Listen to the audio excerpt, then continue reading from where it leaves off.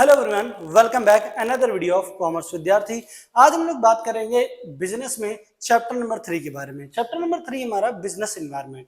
Environment का मतलब हमारे बिजनेस के आसपास का एनवायरनमेंट कैसा है, मतलब बात करें उसका इंस्टीट्यूशनल कैसा है, उसका फोर्स कैसा है, ठीक है, और आसपास की चीजें कैसी हैं। देखो, एनवायरनमेंट का मतलब होता है जैसे हमारा घर है उसके आसपास का एनवायरनमेंट तय करता है कि हम किस तरीके से डेवलप होंगे या हमारा विकास किस प्रकार से होगा। उसी तरीके बिजनेस का भी एनवायरनमेंट होता है। किसी भी बिजनेस को करने के लिए उसके आसपास के एक्सटर्नल फोर्सेस को, उसके फोर्सेस को समझना होगा, उसके इंस्टीट्यूट को समझना होगा, जिसकी वजह से इन चीजों को बेहतर तौर पे परफॉर्म कर सकें। तो मतलब आसपास की चीजों को समझना, उसकी सराउंडिंग को समझना, ये हमारा क्या कहलाता है, बिजनेस एनवायरनमेंट कहलाता है। अगर बेसिक तौर पे बात करें तो बिजनेस एनवायरनमेंट के अंदर क्या होता है, वो सारी चीजें इंक्लूड होती हैं जो बिजनेस को इफेक्ट डालती हैं। पहली बात तो समझिए कि बिजनेस एनवायरनमेंट क्या होता है, एक ठीक है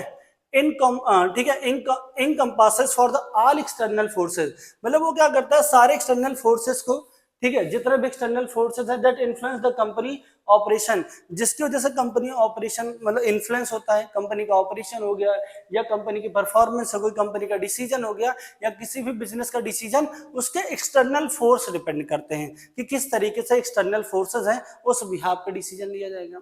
जो इम्पैक्ट पड़ता है, जो फोर्सेज होते हैं वो कुछ तरीके से होते हैं। इकोनॉमिक जो इम्पैक्ट होता है बिजनेस में वो इकोनॉमिकल होता है, पॉलिटिकल होता है, सोशल होता है, टेक्नोलॉजिकल होता है, लीगल होते हैं। ये 5 बिजनेस एनवायरनमेंट फैक्टर्स हैं जो पूरे बिजनेस को इफेक्ट करते हैं। अगर इनको ध्यान में रखते हुए किसी बिजनेस को चलाया जाए तो हम बहुत पावरफुल बिजनेस को स्टैंड कर सकते हैं। तो इसलिए बिजनेस एनवायरनमेंट अगर आपने ढंग से समझा तो आप एक बड़ा बिजनेस खड़ा कर सकते हैं, इतनी क्षमता है इसके अंदर।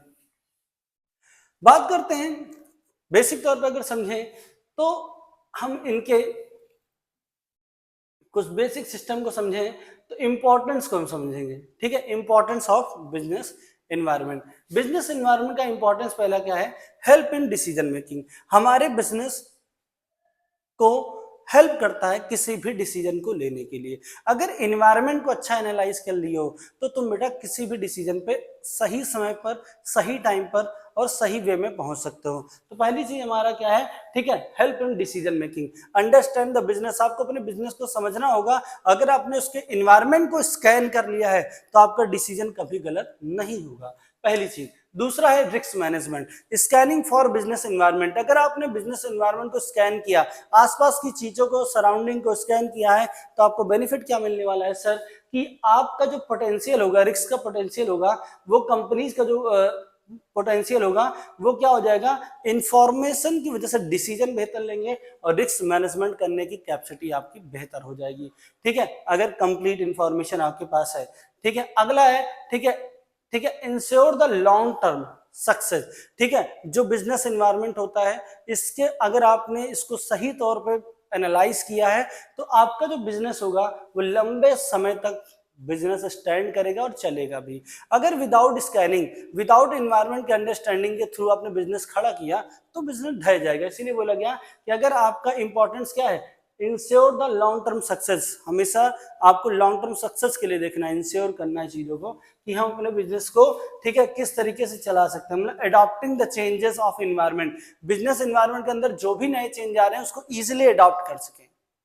ठीक है, पता चले नई चीजें आ रही है उसको अडॉप्ट ना कर पाओ। इनोवेशंस, इनोवेशन मतलब मार्केट के अंदर, फील्ड के अंदर जो नए नए इन्वेशन, नए नए क्रिएटिव चीजें आ रही हैं, ठीक है, वो जो प्रॉब्लम बन के आ रही है उनके सोल्यूशन या सोल्यूशन के प्रॉब्लम के ऊपर आपको ध्यान देना होगा कि किस तरीके से आप इफेक्टिवली और इफिशिएंटली काम को कर सकते हैं। ठीक है, अगला है आइडेंटिफाई द अपॉर्चुनिटी। और आपको यहाँ पर मौके की तलाश हमेशा मेंटेन रखनी होगी कि किस तरीके से आप अपने बिजनेस को, ठीक है, अच्छा चला सकते हैं। ठीक है, तो यहाँ पर आपको स्पॉट करना होगा, आइडेंटिफाई द अपॉर्चुनिटीज।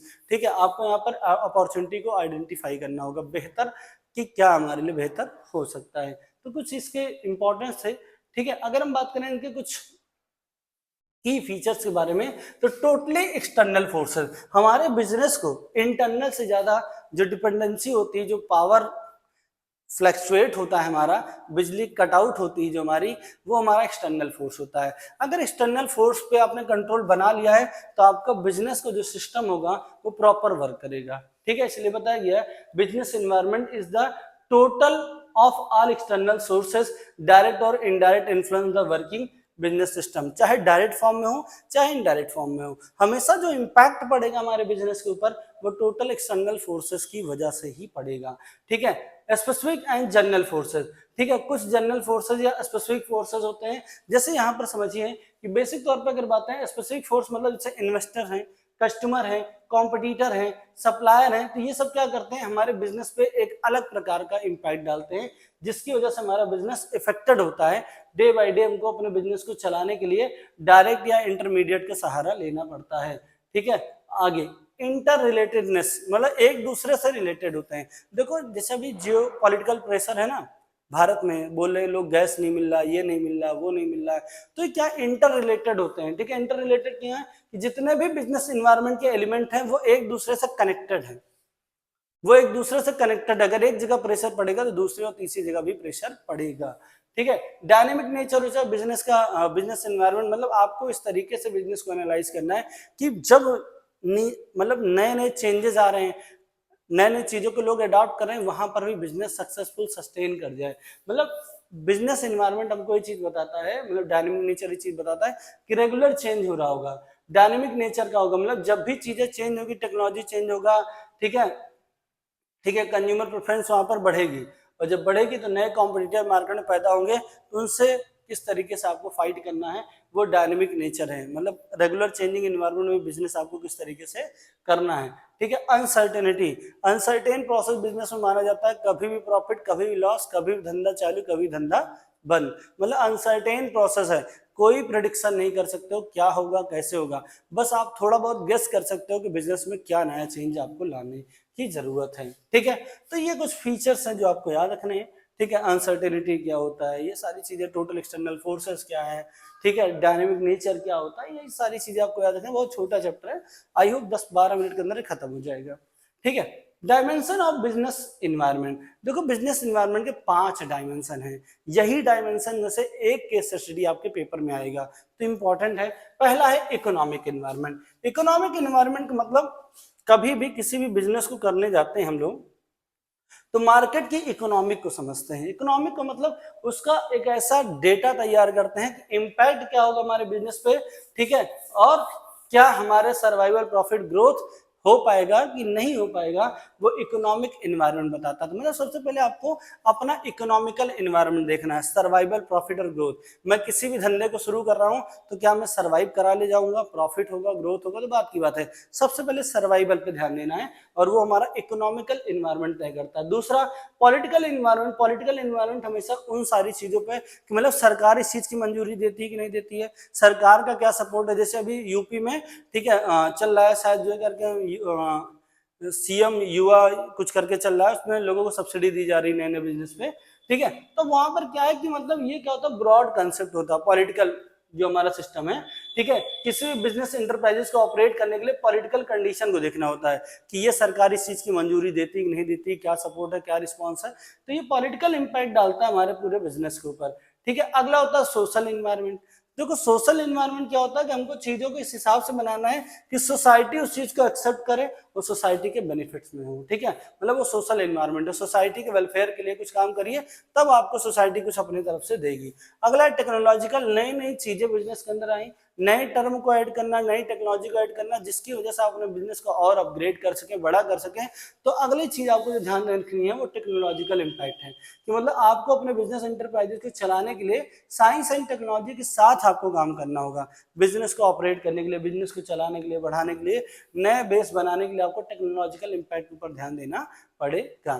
ठीक है, अगला है लीगल एनवायरनमेंट। लीगल एनवायरनमेंट मतलब वो सारी चीजें जो through the law and order अगर इस चीज की मंजूरी देता है तब ये काम आप कर पाएंगे। तो ये आपके लिए क्या हो जाएगा सर, बेसिक तौर पर अगर बात करें तो ये हमारा क्या हो जाएगा, ये हमारा क्या होगा, लीगल एनवायरनमेंट होगा। मतलब यहाँ पर जो भी इश्यूज हैं, ठीक है, वो प्रशासनिक इश्यूज नहीं आने चाहिए। प्रशासन उस चीज का विरोध ना करे, प्रशासन को भी ध्यान में देते हुए चलाना है कि क्या चलेगा क्या नहीं चलेगा।